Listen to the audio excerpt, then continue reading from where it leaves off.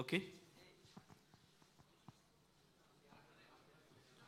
BRS రాష్ట్ర కార్యనిర్వాహక అధ్యక్షులు కేటీఆర్ గారు, కార్యక్రమంలో పాల్గొన్న సహచర మాజీ మంత్రివర్గ సహచరులు, మాజీ పార్లమెంట్ సభ్యులు, శాసనసభ్యులు, శాసనమండలి సభ్యులు, బీఆర్ఎస్ పార్టీ నాయకులు, ప్రత్యేకించి ఈ కార్యక్రమాన్ని ఇంత అద్భుతంగా రూపొందించిన మిత్రుడు రాకేష్ అండ్ టీం, మిత్రులందరికీ నమస్కారం. రాకేష్ అండ్ టీం చేసిన ఈ ప్రయత్నం కేసీఆర్ గారు తెలంగాణ కొరకు తపనబడి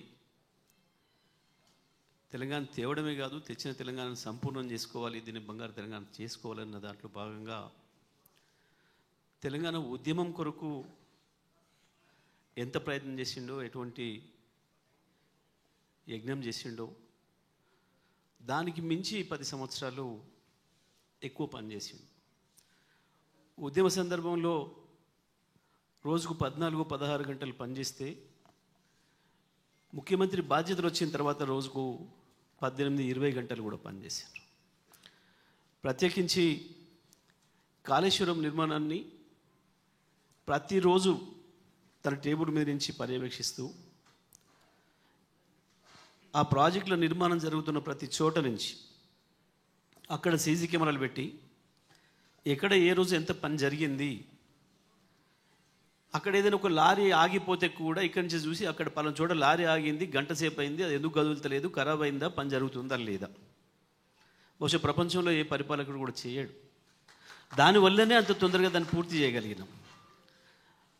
తన మైండ్ని రంగరించి, తన శరీరాన్ని, తన ఆరోగ్యాన్ని మొత్తాన్ని కూడా దారపోసి నిర్మించిన ప్రాజెక్ట్ కాళేశ్వరం.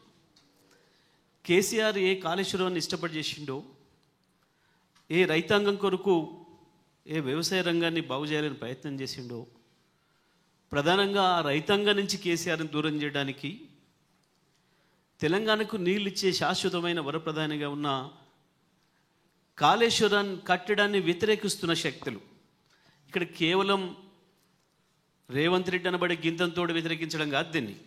దీని వెనకాల చాలా దుర్మార్గమైన కుట్ర ఉంది. కాళేశ్వరాన్ని కట్టడం ద్వారా మాకు నష్టం జరుగుతుంది అనుకొని ఇవాళ బనకచెట్ల కథ అడ్డమవుతుందన్న కుట్రదారులు ఎవరైతున్నారో వాళ్ళ డైరెక్షన్లో జరుగుతూ ఉంది దీనిపైన ప్రచారం. కాళేశ్వరం మీద ప్రచారం కేవలం ఈ చెత్త కాంగ్రెస్ నాయకులు, ఉత్త కాంగ్రెస్ నాయకులు చేస్తే కావడం లేదు. దీని వెనకాల ఉన్న మీడియా కుట్ర, ఏ స్లాటర్ హౌస్లు అయితే ఉన్నాయో వాటి బాసులు వాళ్ళు చేస్తున్న కుట్ర చాలా పెద్దగా ఉంది. వాస్తవానికి కృష్ణా పైన 3 రాష్ట్రాల మధ్యన గొడవ ఉంది ఇప్పటికే మనకంటే ముందు. అక్కడ ఆల్రెడీ ప్రాజెక్టులు కట్టబడి ఉన్నాయి. కృష్ణలో నీళ్లు లేని చోట కొట్లాడినా ఉపయోగం లేదు.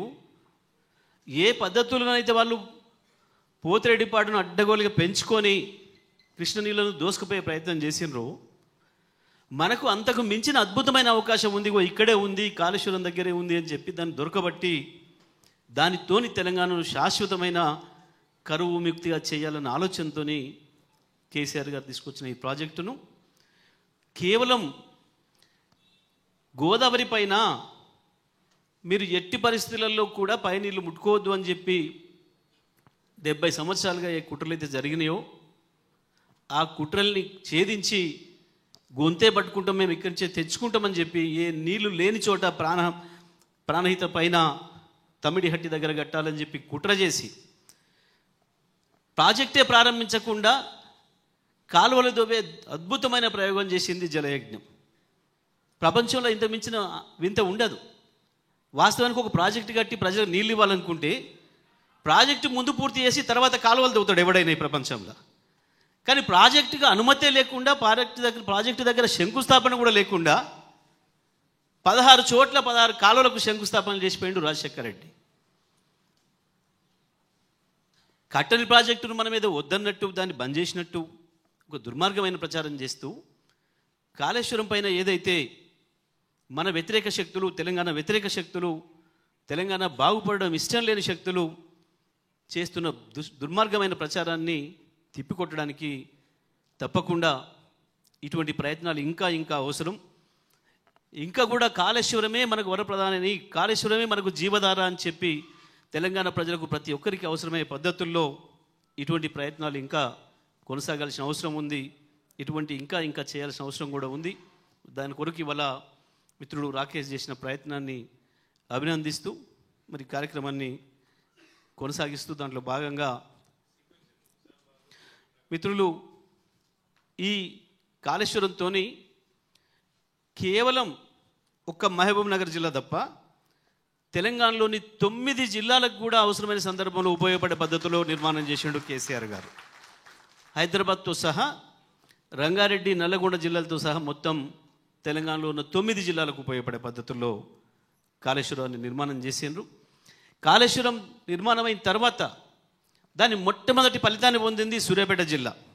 సూర్యాపేట జిల్లాలో మా ప్రజలు అద్భుతంగా కాళేశ్వర జలాలకి 1,00,000 జన హారతి అని చెప్పి అద్భుతమైన ప్రోగ్రాం కూడా చేసారు తెలంగాణ రైతాంగం, సూర్యాపేట జిల్లా రైతాంగం కూడా.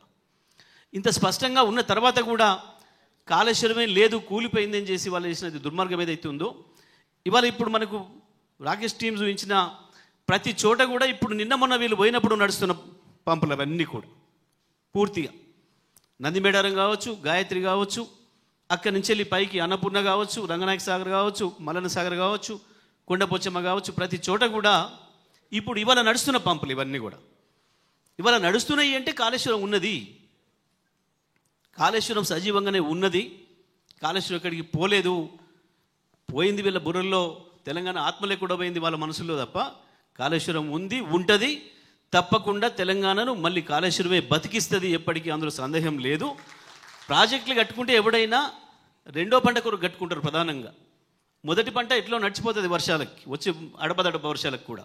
కానీ ప్రపంచంలో ఎవడు కట్టినా నీళ్ళని రిజర్వాయర్లు కట్టుకొని నిర్మాణం చేసుకునేది రెండో పంట కొరకు.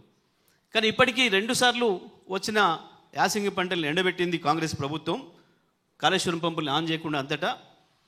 ఇప్పుడు తప్పని పరిస్థితులలో ఒత్తిడి మొదలైన తర్వాత ఈ పై పంపులు ఆన్ చేసిండ్రు. ఎట్టి పరిస్థితులలో ఎండాకాలం వచ్చే నాటికి మేడిగడ్డ దగ్గర పైన ఉన్న Kannepalli pump house, Sundil Annaram pump హౌజులను కూడా ఆన్ చేసే పద్ధతిలో మన ఒత్తిడి రావాలంటే ఈ ప్రయత్నాలు జరగాలి. ప్రభుత్వం మెడలు వంచైనా సరే ఈ సంవత్సరం యాసంగి నీళ్లు సూర్యాపేట దాకా తీసుకుపోవడానికి, అవసరమైతే వెనుకకు కూడా తీసుకుపోవడానికి, ఏదైతే ఇవాళ నిజామాబాద్ జిల్లాలో పోచంపాడు ఉందో, పోచంపాడు కూడా ఒకవేళ ఏ సందర్భంలో నీళ్లు రాకపోతే కాళేశ్వరం నీళ్లను వెనుకకు తీసుకుపోయి ఆ ప్రభుత్వాల గతంలో చేసిన నిర్మాణాలు ఇష్టం ఉన్నా లేకపోయినా ప్రజల ఒత్తిడితోనైనా చేసినవి ఏవైతే ఉన్నాయో, తవ్విన కాలువలు కావచ్చు, కట్టిన ప్రాజెక్టులు, వాటిని కూడా వినియోగించుకొని మళ్ళీ ఎప్పటికీ తెలంగాణను ఎడరి కాకుండా చూడాలి, 1 ఎకరం ఎండిపోకుండా చూడాలని చెప్పి చేసిన ప్రయత్నంలో భాగంగా నిజామాబాద్ జిల్లాకు కూడా నీళ్ళు ఇవ్వడానికి ఈ కాళేశ్వరం ద్వారా చేసిన ప్రయత్నంలో భాగంగా కేసీఆర్ గారు వరద కాలువను మళ్ళీ వెనక్కి తీసుకుపోయి 3 పంప్ హౌజులతోని ఎస్ఆర్ఎస్పి నింపడానికి కూడా ఏర్పాటు చేసిండ్రు. ఆ రకంగా మొత్తం తెలంగాణ 9 జిల్లాలకు కూడా ఈ కాళేశ్వరం ఫలాల్ని పొందే అవకాశం ఉంది. మరి ఈ సందర్భంగా నిజామాబాద్ జిల్లాకు సంబంధించిన పెద్దలు సురేష్ రెడ్డి గారిని 2 విషయాలు ప్రస్తావించాల్సిందిగా విజ్ఞప్తి చేస్తాం. మీరుంటే టైం కంట్రోల్ ఉంటుంది. మన ప్రియతమ నాయకులు, మన పార్టీ